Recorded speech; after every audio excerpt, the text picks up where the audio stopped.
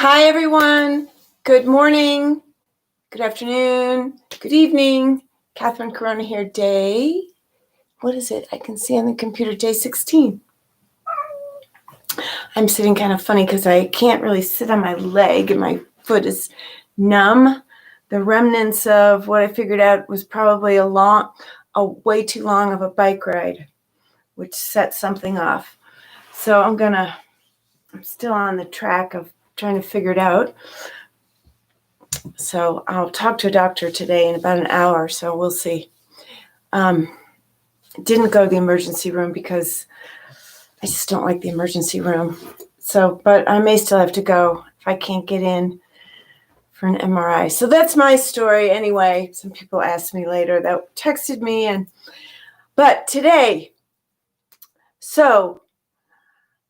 But the great news in all of that from yesterday was I had this huge epiphany. So I can't get comfortable. Let me try standing. Let's see. So I'm going to move this. It's hard to get comfortable. But that's okay. It doesn't really matter. It's not that important. You're important in our time together. So I'll take care of myself. This is better standing. In the reflections today, this is kind of one of the things that I did.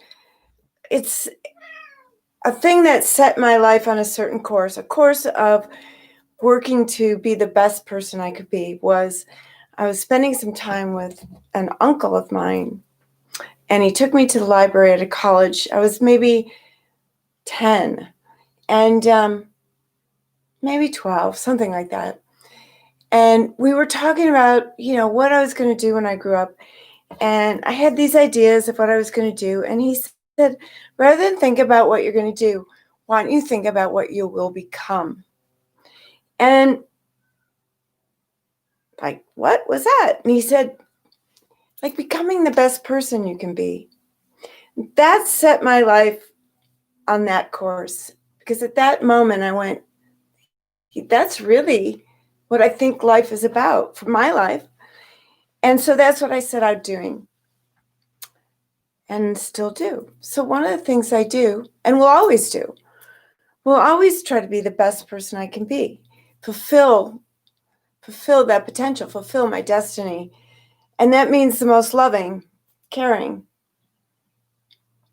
But one of the things I do once or twice a year, usually twice, is I sit down and I think it's been called take my inventory. I basically look at everything that is a weakness, a flaw I could improve, I don't particularly like about myself, usually character types of things.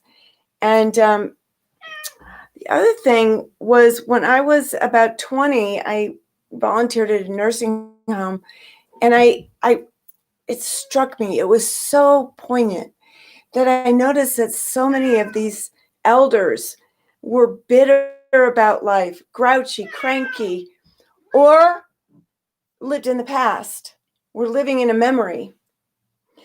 And I, in that moment, said, I just don't want to do that. I don't want life to weigh me down and become bitter. So somewhere along the line, Mike, why are you complaining? Come here. Come here, Mike. Somewhere along the line, he needs some lap time, I call it, some love. Somewhere along the line, I realized that if I didn't really look at the things that were my flaws and weaknesses and things like that, they would get worse.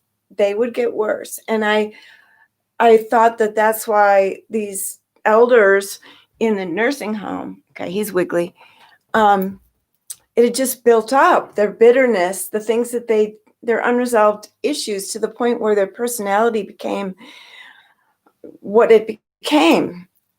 And I started to realize about 2 or 3 years ago that was happening to me. And that there was a part of me sort of festering and growing that was, And I couldn't put my finger on it. That's the thing.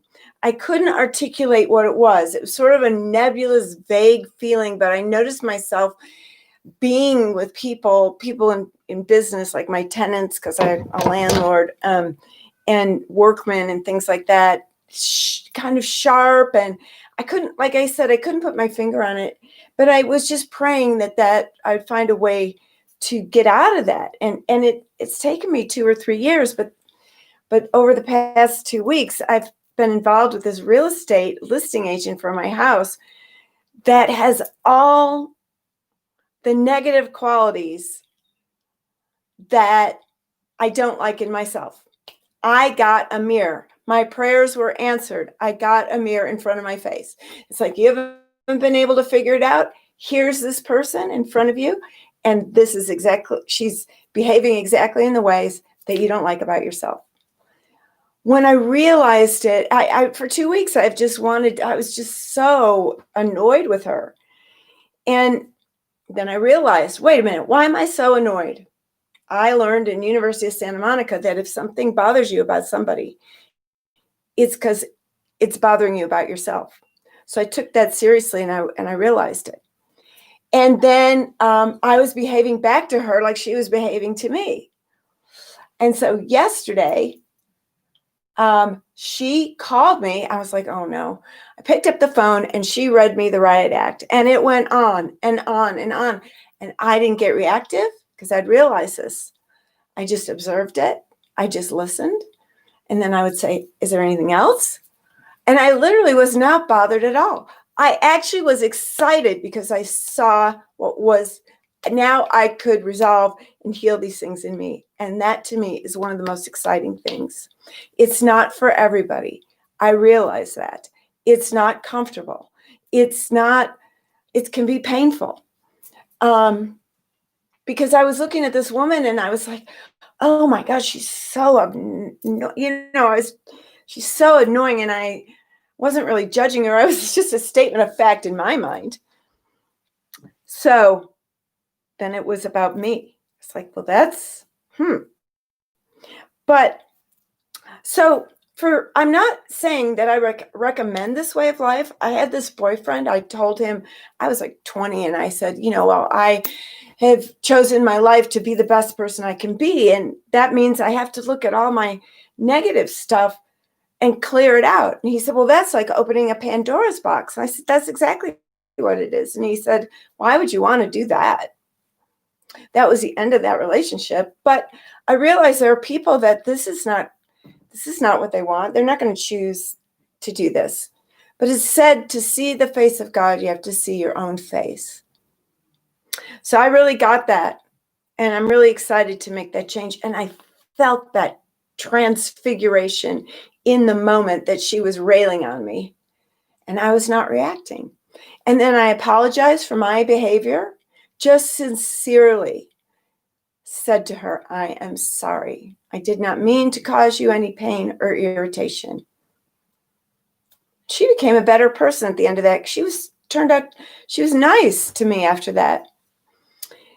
So this to me is a practical level of loving. Yeah, we started this loving series. I asked, how do you love yourself? Well, in my view, part of it is warmth and comfort and nourishment and nurturing. And part of it is digging through the muck and mire and clearing it out. And it's not for everybody. If you're a person that is always looking to control your environment so that you're comfortable, this is not going to be for you, because it's not going to be comfortable. It's not going to be comfortable. If you're a person that tries to control what people say and think so your emotions are comfortable, this is not going to be for you. But if you're a person that straps on a backpack and climbs up a mountain, and that's really hard and uncomfortable, but at the top you get to see the most breathtaking vista, and the discomfort to get there was worth it, this way of life is for you. So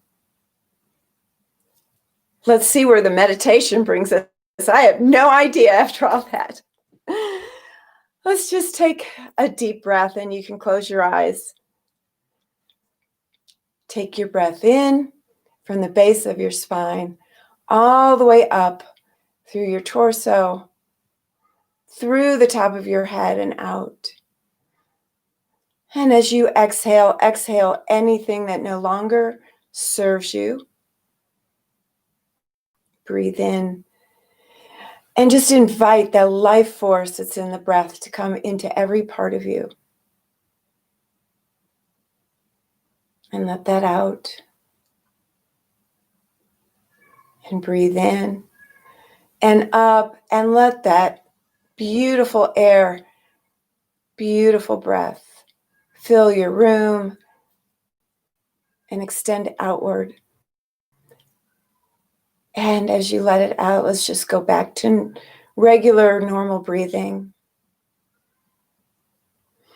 And we're just going to invite that light of grace, the light of the Holy Spirit, the light of God itself to come into every part of you and to shine a light on those places that it's ripe and ready for you to clear and heal and move out of the way, for you to hold even greater light, greater peace, greater beauty in your consciousness for yourself and others, and greater wisdom, brilliance, and peace. We just let that light of peace, of all those qualities of God, joyfulness, we invite it in.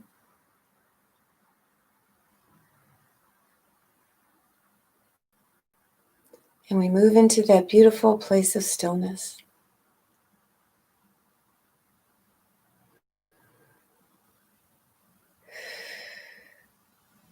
And we give thanks to ourselves for taking this time out. All those parts of you that's cooperated and aligned with giving yourself the time for this 15 or so minutes to be with yourself, to be with your soul, to enjoy yourself, to enjoy the peaceful parts, and even to enjoy the parts that are healing, clearing, lifting. To put in your prayers, whatever you want for your life.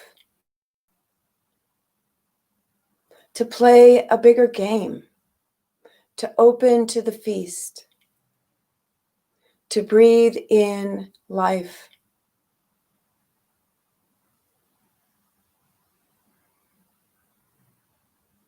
to be of service as a lighthouse,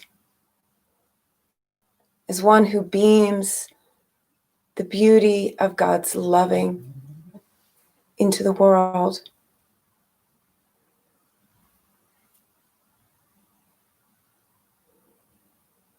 And let's just take a few minutes in stillness to enjoy this place of peace and beauty, to enjoy this time, just you with you.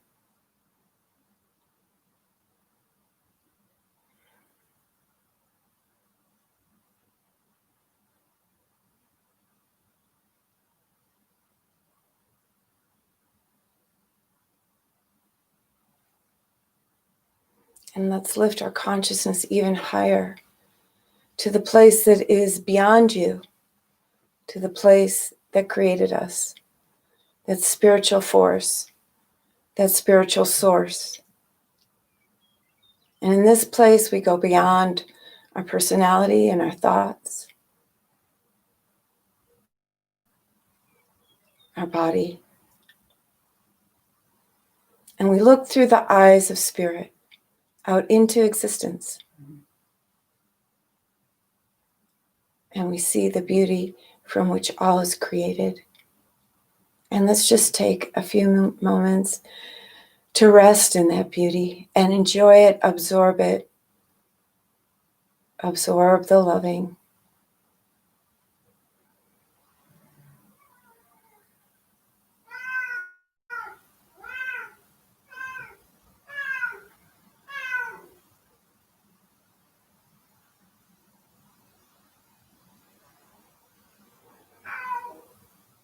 And that's just my cat, Mike, just wanting to go outside, but he has to be supervised, so.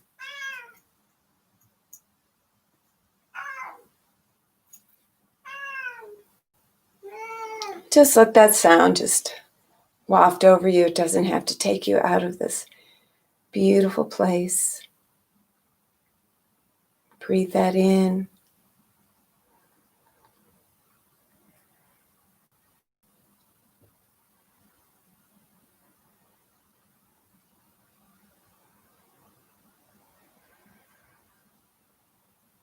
Mike's giving us good practice of staying in our peace no matter the distractions.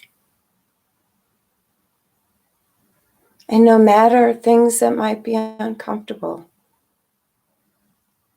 you can transcend them.